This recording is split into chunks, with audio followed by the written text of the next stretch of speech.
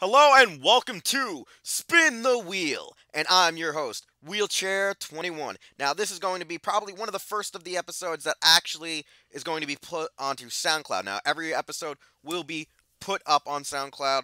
However, this will probably be the inaugural episode where yada yada yada, so on and so forth. So, for those of you who find the show via SoundCloud who have never known of Wheelchair 21, never seen me, never heard of my stuff, well, let me tell you this right now. If you want to catch up on who Wheelchair 21 is, all one needs to do is just follow me on Twitter and go to my YouTube channel, Wheelchair 21.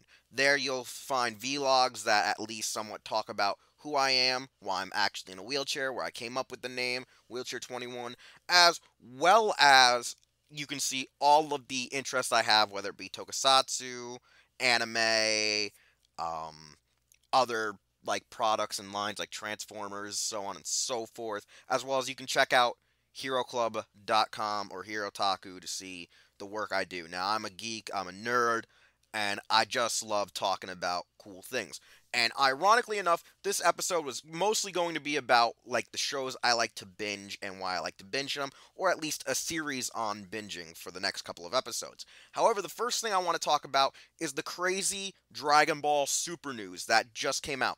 A lot of people heard these rumors and thought they were to be fake. However, like guys like Kanzenshu are saying it's legit and translating all of these things that have popped up on the internet, such as, well, Frieza is coming back. Frieza, yes, is coming back to Super, and he's joining the team. However, it's kind of at a loss because Majin Buu supposedly is being written to be like a goddamn Snorlax, and I don't understand that because, as people say, the Buu race only needs like a few minutes of sleep in general, but now they're writing it that like Majin Buu is literally like Ash is Snorlax. So Frieza's gonna replace Boo.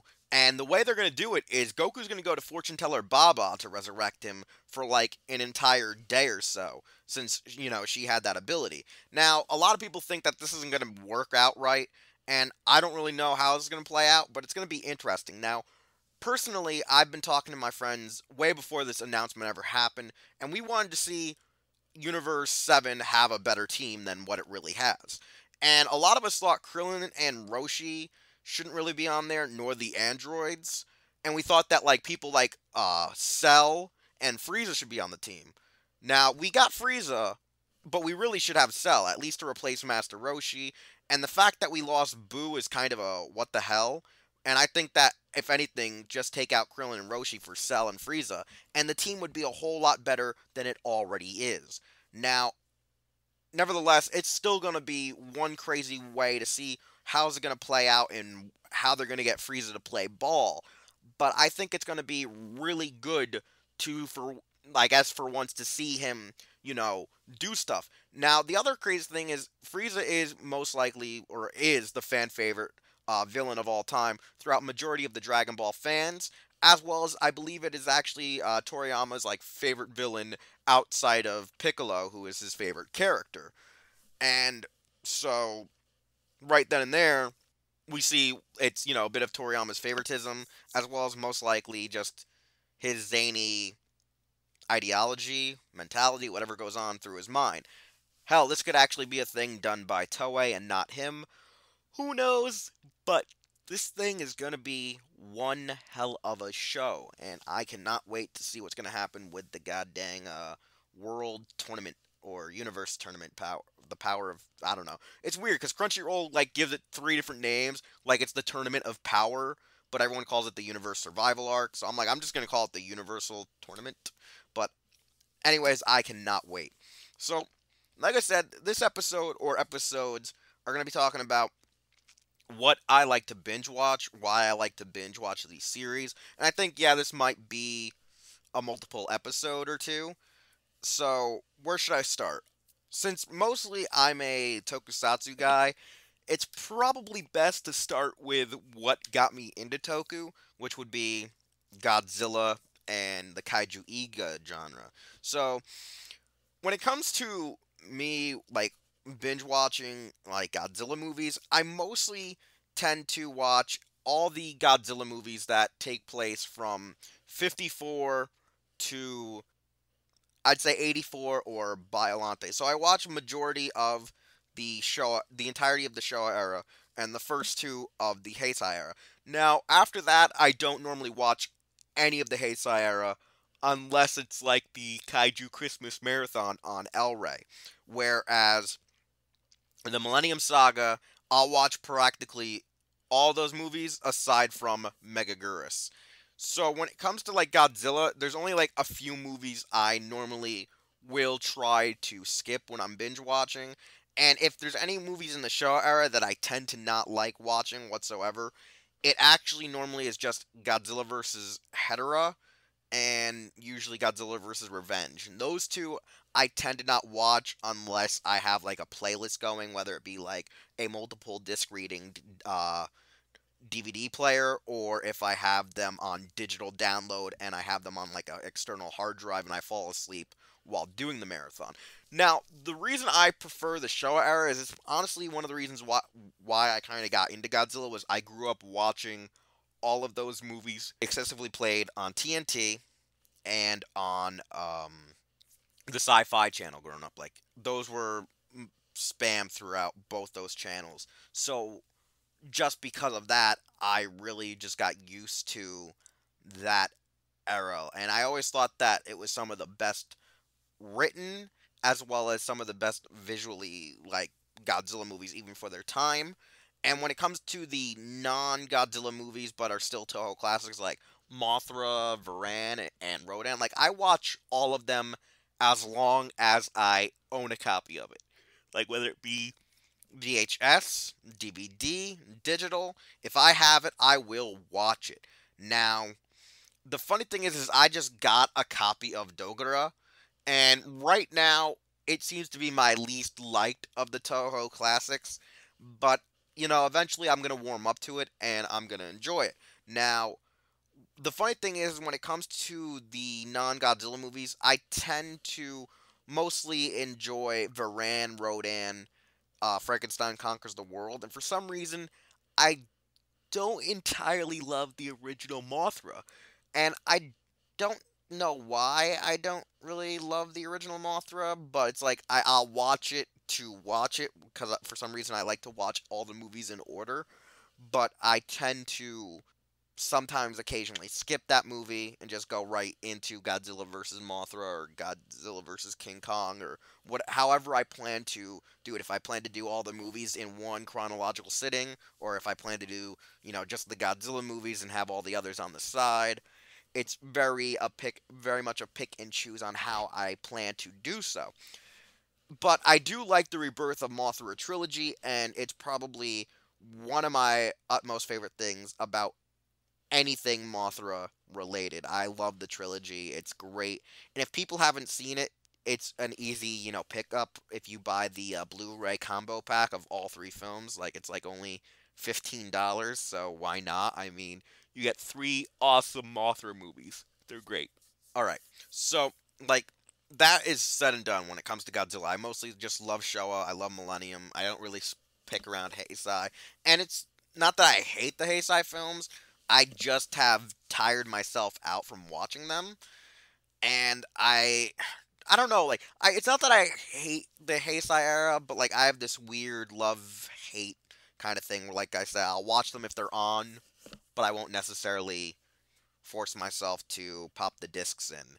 I think it's just because I love 84 and Biolante. Then again, those were the only two Heisei movies I had growing up. They really were the only two of the Heisei movies I had until they started airing them on AMC a lot. And then, the whole 9/11 thing happened and they were taken off because, we can't have tragic, building destruction movies playing after, that era. And for a long time, it was hard to watch those movies unless you had like the Sony Channel or Stars or other ways to get them. So I recorded them and then I bought them on home video, but still I don't know. I have a weird love-hate relationship with the Heisei era. Now, Gamera is a funny case where I used to binge watch every Gamera movie there ever was, but nowadays I don't really enjoy the Showa era because I started realizing how campy the series is. And I don't know why. I found out it was just kind of campy. I kind of didn't enjoy it. And ironically enough, I will binge watch the Showa era only if it's the MST3K movies. Like when they did those five, I will actually sit down and I'll watch them over and over again. And I think it's just because of the witty banter and the dialogue that the MST3K cast and crew were able to come up with for those episodes, pertaining to them just viewing those movies. And honestly, it also has one of my favorite skits all time of Mac versus PC, which think was in the Gamera versus Baragon film. So I just frickin' loved it. So, like when it comes to Gamera, Showa is usually off the table, and I watch the Heisei movies, mostly the Heisei trilogy. But then again, those are like the only Gamera movies people tend to give a rat's ass about, and people tend to forget that Gamera the Brave even exists.